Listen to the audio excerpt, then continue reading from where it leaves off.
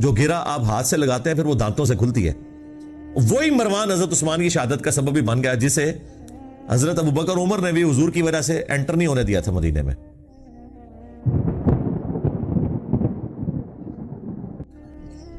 اب آپ دیکھیں کتنا بڑا ظلم ہے. جو لوگ بھی اس ٹاپک کے اوپر بولتے ہیں نا, چونکہ انہوں نے بنو امیہ کا دفاع کرنا ہوتا ہے, تو آپ دیکھیں گے جتنے بنو امیہ کی چاکری کرنے والے لوگ ہیں, خواہ وہ مکاری سے کر رہے ہوں جس طرح علماء دیوبند ہیں, علماء وہابیہ ہیں اہل حدیث, یا علماء بریلویہ, چاہے اپنے بھول پان میں کر رہے ہوں جس طرح کے ڈاکٹر اسرار صاحب, یہ دونوں بنو امیہ پہ پردہ ڈالنے کے لیے ہمیشہ کہتے ہیں کہ مسلمانوں پہ فتنوں کا آغاز حضرت عثمان کی شہادت تھی, تاکہ وہ کربلا کا رخ کسی اور طرف موڑ دیں. کربلا کے پیرلل میں انہوں نے حضرت عثمان غنی کو کھڑا کیا ہوا ہے. سیدنا عثمان کی شہادت یقیناً مظلومانہ ہے. ہم اگر حضرت عثمان غنی رضی اللہ تعالیٰ عنہ کو مظلوم تصور نہ کریں, خلیفہ راشد تصور نہ کریں, تو ہمارا حضرت علی کے حق میں مقدمہ ویسے ہی ختم ہو جائے گا, کیونکہ حضرت علی کو ہم چوتھا خلیفہ راشد جبھی مانتے ہیں جب ہم تیسرا خلیفہ راشد سیدنا عثمان کو مانیں گے. لہٰذا ہمیں تو کوئی کلیریفیکیشن دینے کی ضرورت ہی نہیں ہے, ہم تو چاروں خلفاء کو مانتے ہیں, اور ہم رسول اللہ کی اس حدیث کو بالکل اس پہ غیبی ایمان رکھتے ہیں جو آپ نے فرمایا تھا ابو داؤد اور ترمذی میں کہ میرے بعد جو کوئی بھی زندہ رہا وہ بہت اختلاف دیکھے گا. اس اختلاف کے دور کے اندر علیکم بسنتی و سنت الخلفاء الراشدین المہدیین, تم میری سنت اور میرے خلفاء راشدین کی سنت کو مضبوطی سے پکڑ لینا اپنی داڑھوں سے, اور دین میں نئی نئی بدعتوں سے بچنا. یہ بدعتیں گمراہیاں ہیں اور یہ گمراہیاں جہنم میں لے جانے والی ہیں. اب نبی الاسلام نے خلفاء راشدین کے جو مخالفین ہیں یا ان کے دور کے اندر جو ان کی مخالفت پہ کھڑے ہونے والے لوگ ہیں, بشرطے کہ وہ خلفاء ان کے اس اختلاف کو صحیح نہ مان لیں. اگر وہ خود مان لیں کہ یار یہ ہماری جو مخالفت کر رہا ہے یہ بندہ ٹھیک بات کر رہا ہے, وہ تو الگ بات. لیکن جہاں پہ خلفاء کی جنگیں آ جائیں یا مخالفت اس لیول پہ آ جائے, وہ پھر معاملہ الگ ہے. تو نبی الاسلام فرمایا کہ تم نے میری اور میرے خلفاء راشدین کی سنت کو لازم پکڑنا ہے. اس لیے دیکھیں کہ ہم حضرت ابوبکر صدیق رضی اللہ تعالیٰ عنہ کے مقابلے پر منکرین زکوٰۃ کو, مرتدین کو نہیں درست سمجھتے. سیدنا عمر کے مقابلے پر رومنز اور پرشینز کو نہیں درست سمجھتے. سیدنا عثمان کے مقابلے پر بلوائیوں کو, جن میں سے اکثر صحابہ ہی تھے, ان کی اس ایکٹیویٹی کو جو انہوں نے حضرت عثمان کو شہید کر دیا. اب بیچ میں ظاہر ہے کہ وہ اسپیسیفکلی بندہ کون ہے وہ تو بے نظیر کے قاتلوں کا بھی نہیں پتا چلا, جبکہ اتنے کیمرے موجود ہیں. تو اس وقت تو کوئی کیمرے بھی نہیں تھے, نہ علم غیب اس زمانے میں ہوتا تھا, یہ تو بعد میں دریافت ہوا ہے نا. تو لیکن ان کی وہ ایکٹیویٹی کہ حضرت عثمان کی شہادت تک پہنچی, اس میں ہم حضرت عثمان کے مخالفین کو اس ایکٹیویٹی میں غلطی پر مانتے ہیں, اور ان کی طرح مکاری نہیں کرتے کہ اجتہادی غلطی کہتے ہیں. صراحتاً غلطی ہے, فساد ہے, فتنہ ہے. لیکن حضرت عثمان اتنے اپ رائٹ تھے کہ بخاری میں 695 نمبر حدیث ہے, جب ساتھیوں نے پوچھا کہ نماز ہمیں فتنوں کا امام پڑھا رہا ہے اور ہمارے امام آپ ہیں, آپ محصور ہو چکے ہیں اپنے گھر میں, اب ہم نماز اس مسجد میں جا کے پڑھیں گے, گھر میں ہی پڑھ لیں. تو سیدنا عثمان نے کہا کہ نماز ہی تو مسلمانوں میں ایک اجتماعی نیکی کا کام ہے, نیکی کے کاموں میں ساتھ دو, برائی میں ان سے الگ رہو. اگر وہ یہودی ہوتے تو حضرت عثمان کیسے کہہ سکتے تھے کہ ان یہودیوں کے پیچھے جا کے نماز پڑھو؟ آج کوئی مسلمان فتویٰ دے گا کہ یہودیوں کے پیچھے نماز ہو جاتی ہے؟ وہ پتا تھا کہ وہ صلح حدیبیہ کے صحابہ ہیں, ان میں اختلاف رائے بھی درست تھا, مخالفت درست نہیں تھی, اس کا جو ایکسٹریم رزلٹ نکلا وہ درست نہیں تھا. بہرحال وہ سارے کا سارا معاملہ تلپٹ ہو گیا. اس کے بعد جب سیدنا علی کا دور آتا ہے تو پھر وہی رول چلے گا نا, علیکم بسنتی و سنت الخلفاء الراشدین المہدیین. تو وہاں پہ بھی ہمارا یہی عقیدہ ہے کہ حضرت علی کے مخالفین جو اولو العزم اصحاب میں سے تھے, سیدہ عائشہ سلام اللہ علیہا, سیدنا زبیر, سیدنا طلحہ رضی اللہ عنہم اجمعین وعلیہم السلام اجمعین, یعنی یہ واقعی ٹکر کے لوگ ہیں, یہ حضرت علی کے ٹکر کے لوگ ہیں اپنے مرتبے اور اسلام کی کنٹریبیوشن کے پوائنٹ آف ویو سے. اس بڑے لیول پہ نہ ہو لیکن ایٹ لیسٹ یعنی سابقون الاولون میں آنے والے لوگ ہیں. تو ان کا احترام اپنی جگہ ہے. نہج البلاغہ میں بھی حضرت علی کی وہ نصیحتیں موجود ہیں جو حضرت عثمان کو کی ہیں انہوں نے. وہ کمال کی نصیحتیں ہیں, وہ پڑھنے والی ہیں. اس میں حضرت علی نے جو جملے بولے, کیا عثمان تیرا سٹیٹس پہلے 2 خلفاء والا نہیں ہے, کیونکہ تجھے رسول اللہ کے ساتھ دامادگی کا شرف بھی حاصل ہے. سیدنا عثمان کا داماد رسول ہونا نہج البلاغہ میں شیعہ کی کتاب میں ثابت ہے, اسی نصیحت کے اندر جو ان کا خطبہ کہہ لیں یا مکتوب کہہ لیں. تو حضرت علی حضرت عثمان کو سمجھاتے ہوئے کہہ رہے ہیں کہ پہلے 2 خلفاء سے زیادہ تمہاری ذمہ داری ہے, کیونکہ تم رسول اللہ کے داماد بھی ہو. داماد تو بیٹوں کی جگہ ہوتا ہے. تو یہ جو تمہاری شکایتیں تمہارے گورنروں کی آتی ہیں تمہارے پاس, ان کے طرف توجہ دے کے ان ایشوز کو ریزالو کرو. وہ کرتے بھی تھے. بخاری مسلم دونوں میں آیا کہ وہ ایک بھائی تھا ان کا, عقبہ ابن ابی معیط کا بیٹا ولید بن عقبہ, اس نے شراب پی کے فجر کے 4 فرض پڑھا دیے. بخاری میں بھی ہے, مسلم میں بھی ہے. حضرت عثمان والے چیپٹر میں ہے بخاری کے اندر, اور مسلم میں شراب کی حرمت والے چیپٹر میں, اور مسلم میں پورا وہ واقعہ تفصیل کے ساتھ ہے. جب وہ سلام پھیر کے فارغ ہوا تو لوگوں نے کہا کہ یہ تو نماز تو نے ٹھیک نہیں پڑھائی ہے. تو اس نے کہا اگر کم پڑھا دی ہے تو میں اور پڑھا دینا, حالانکہ پہلے ہی انہیں 2 فالتو پڑھائی ہیں سب. پھر لوگوں کو شک پڑا, تو جناب وہ تو دور تھا بڑا مبارک, ادھر کوئی سوچ سکتا ہے نمازی جناب جو تھے وہ آگے آگے اس کے پاس بیٹھ کے اس کا منہ سونگنا شروع کر دیا. ادھر کوئی گورنر کے قریب بھی کو لگ سکتا ہے, لیکن ظاہر ہے کہ اس وقت گورنر کو ایک سمجھا جاتا تھا کہ وہ سرونٹ ہے عوام کا. یہ تو آج حکمرانی کا کانسیپٹ ہے نا. ادھر تو خلیفۃ المسلمین بھی اکاؤنٹیبل ہوتا تھا عوام کو, تو گورنر تو شاہی کوئی نہیں. تو جب وہ سونگا تو شراب کی بدبو آ رہی تھی, لوگوں نے پتا چل گیا جناب کہ یہ تو شراب پی ہے. انہوں نے جناب اسے پکڑ کے گورنر کو اتار کے ابو موسیٰ اشعری کو گورنر لگا دیا اور کہا کہ واپس جا مدینہ. حضرت عثمان کو خط بھجوا دیا کہ یہ اپنا تحفہ واپس قبول کریں جو آپ نے ہم پہ مسلط کیا تھا. تو اور یہاں سے مینجمنٹ کمزور ہوگی کہ خلیفہ وقت کے ہوتے ہوئے عوام ڈیسیژن کر رہی ہے کہ وہ خلیفہ سے پوچھے بغیر اس کا گورنر ہٹا رہی ہے, خود ہی عدالت لگا کے, اور اس کی جگہ ایک نیا گورنر لگا رہی ہے. یعنی یہ اسلام کی تاریخ میں یہ سٹارٹ تھا حضرت عثمان کی خلافت کی کمزوری کا, جو ان کے دور خلافت میں آئی کہ لوگوں نے قانون ہاتھ میں لینا شروع کر دیا. خیر جب وہاں پہنچا تو حضرت عثمان نے کہا کہ میں لوگوں کی چیما گوئیاں سن رہا ہوں کہ یہ اب اپنے بھائی کو سزا نہیں دے گا, تو میں تو اسے نہیں چھوڑوں گا. دربار لگایا گیا. حضرت علی چیف جسٹس تھے. حضرت علی کو حضرت عثمان نے کہا لگائیں اس کو کوڑے جتنے بنتے ہیں اس کے. تو حضرت علی نے حسن ابن علی سے کہا کہ بیٹا اٹھو 40 کوڑے لگاؤ اسے. تو حضرت حسن نے کہا کہ جو ان کی میٹھی کھاتا ہے وہی کڑوی چکھے, یعنی حضرت عثمان کی طرف اشارہ کیا کہ عثمان اس کا بینیفیشری ہے اس حوالے سے کہ انہوں نے اپنے ریلیٹیوز کو گورنری کے عہدے پہ لگایا ہوا ہے. باقی ظاہر ہے ان سے کوئی کھاتے پیتے تو نہیں تھے, لیکن ظاہر ہے ایک رشتہ داری تو وہ نبھا رہے تھے.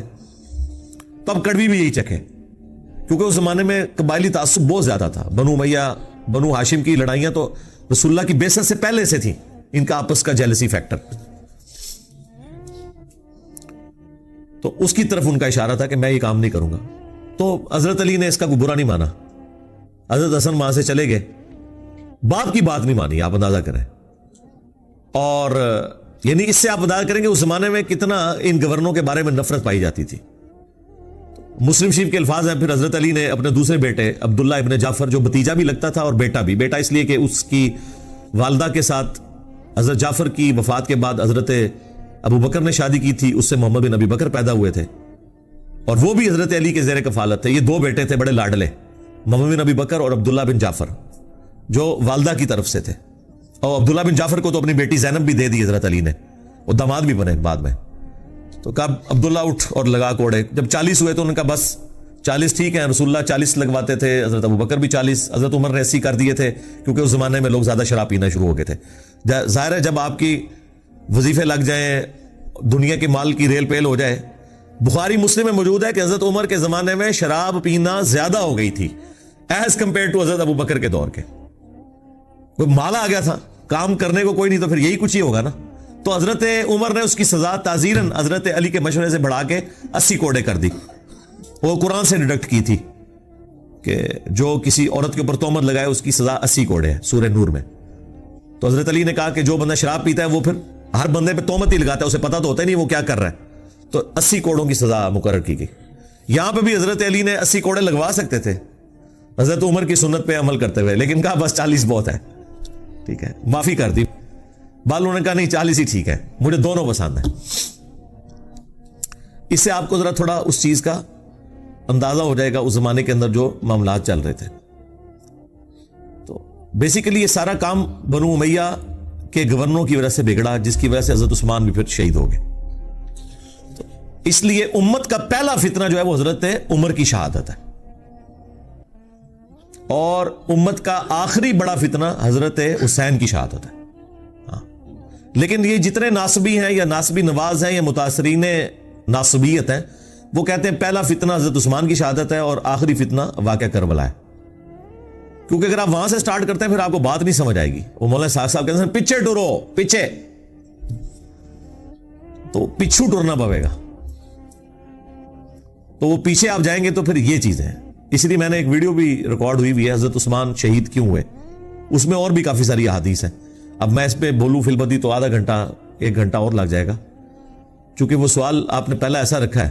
آج چونکہ اسپیشل کوئی کوشچن بھی نہیں تھا تو میں نے کہا اسے اسپیشل بناؤں اور اس پہ میں تھوڑا بولوں کہ تاکہ آپ کو آئیڈیا ہو. اور یہ حضرت عثمان کی جو شفقت والا ایلیمنٹ ہے نا, یہ صحابہ کو پہلے سے پتا تھا کہ ان کے اندر یہ موجود ہے. جو آپ نے لکھ کے بھیجا نا کہ وہ مروان کو واپس بلا لیا, بالکل یہ المعجم الکبیر طبرانی میں موجود ہے.